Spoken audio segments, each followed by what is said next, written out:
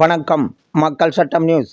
சேலம் மாவட்ட பளுதூக்கும் சங்கம் கிழக்கு மகாத்மா காந்தி உடற்பயிற்சி நிலையம் சார்பில் 4வது சேலம் மாவட்ட கிளாசிக் பெஞ்ச் பிரஸ் போட்டி 2025 ஆண்கள் மற்றும் பெண்கள் கலந்து கொள்ளும் போட்டி தாதகாப்பட்டி ஸ்ரீ வெங்கடேஸ்வரா கல்யாண மண்டபத்தில் மிக சிறப்பாக நடைபெற்றது. இப்போட்டிக்கு சேலம் மாவட்ட பளுதூக்கும் சங்க தலைவர் ஓடெக்ஸ் இளங்கோவன் தலைமை தாங்கினார்.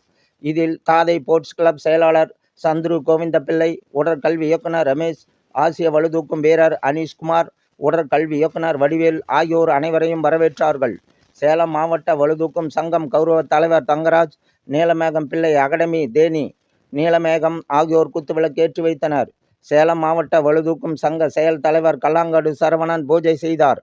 இப்போட்டியை கொண்டலாம்பட்டி மண்டல குழு தலைவர் அசோகன் போட்டியை தொடங்கி வைத்தார். இந்நிகழ்ச்சிக்கு சிறப்பு அழைப்பாளராக சர்வதேச உரிமைகள் கழகம் மாநில அமைப்பு செயலாளர் தேவராஜ் கலந்து கொண்டு சிறப்புரையாற்றினார். மேலும் பொன்னுசாமி நினைவு அறக்கட்டளை தலைவர் Sathishkumar, APM transport Jayamurugan, Sri Palani automobile Shankar, AVS பொறியியல் கல்லூரி துணை முதல்வர் சோஸ்வா, சேலம் மாவட்ட ஊரக குத்துச்சண்டை சங்க தலைவர் மருதுபிள்ளை ஆகியோர் கலந்து கொண்டு சிறப்பித்தார்கள். இந்நிகழ்விற்கு சேலம் மாவட்ட பளுதூக்கும் சங்கம் கிழக்கு செயலாளர் பொன்சடையன், துணைத் தலைவர் சண்முகம், தேசிய மாஸ்டர்ஸ் பளுதூக்கும் சாம்பியன் பாலமுருகன், ஆதி தமிழர் பேரவை ஏடிஆர் சந்திரன் ஆகியோர் வாழ்த்துரை வழங்கினார்கள்.